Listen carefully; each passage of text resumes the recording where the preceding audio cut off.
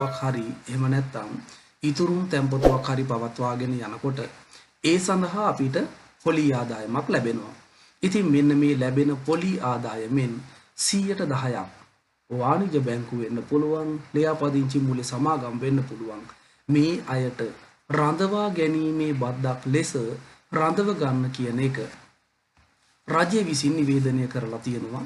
2025 මාර්තු මාසේ 28 නිකුත් කරනු ලබන චක්‍රලේඛයක් තුළින්.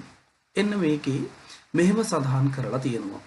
රඳවා ගැනීමේ බද්දට යට පොලි ආදායමක් සහිත නමුත් බදු අය කළ හැකි ආදායමක් නොමැති වාසික පුද්ගලයන් සඳහා චක්‍රලේඛය. මේකේ තියෙනවා වාසික පුද්ගලයන් සඳහා කියලා. වාසික කියලා කියන්නේ ඇත්තටම මෙතන නේවාසිකයින් කියන එක. ඒ කියන්නේ රෙසිඩන්ස්ලා. ලංකාව ඇතුලේ අවුරුද්දකට වඩා වැඩි කාලයක් ආර්ථික ක්‍රියාකාරකම් වල නියැලෙනවා නම් ඔහු හඳුන්වනවා අපි ලංකාවේ නේවාසිකය කියලා. ඉතින් මෙන්න මේ අය ඉතුරුම් ගිණුමක් හරි ස්ථාවර තැන්පතුවක් හරි පවත්වාගෙන යනකොට ඒ අයට ලැබෙනවා එකට පොලි ආදායමක්. ඉතින් මේ පොලි ආදායමෙන් 10%ක් රඳවා ගැනීමේ බද්ද ලෙස අය කරගන්න තීරණය කරලා තියෙනවා. හැබැයි ඔබට පුළුවන් අන්න ඒ 10% රඳවා ගැනීමේ බද්ද රඳව ගන්න එපා කියලා බැංකුවට ඉල්ලීමක් කරන්න. මොන වගේ අයටද ඒ ඉල්ලීම කරන්න පුළුවන් වෙලා තියෙන්නේ?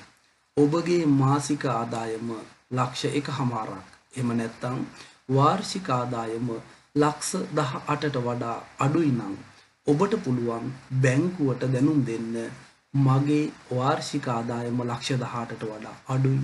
ඒ නිසා මගේ තැන්පතුවේ පොලි ආදායමෙන් රඳවා ගැනීමේ බද්ද අය කරන්න එපා කියන එක.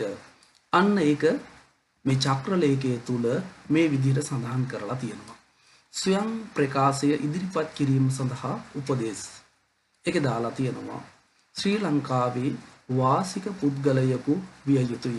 ඒ කියන්නේ මේ පොලි අනුපාතයෙන් රඳවා ගැනීමේ බද්ද අය කරන්න එපා කියලා කියන්න පුළුවන් ලංකාවේ නේවාසික පුද්ගලයන්ට විතරයි. ඊළඟට තියෙනවා ඔහු එහෙම නැත්නම්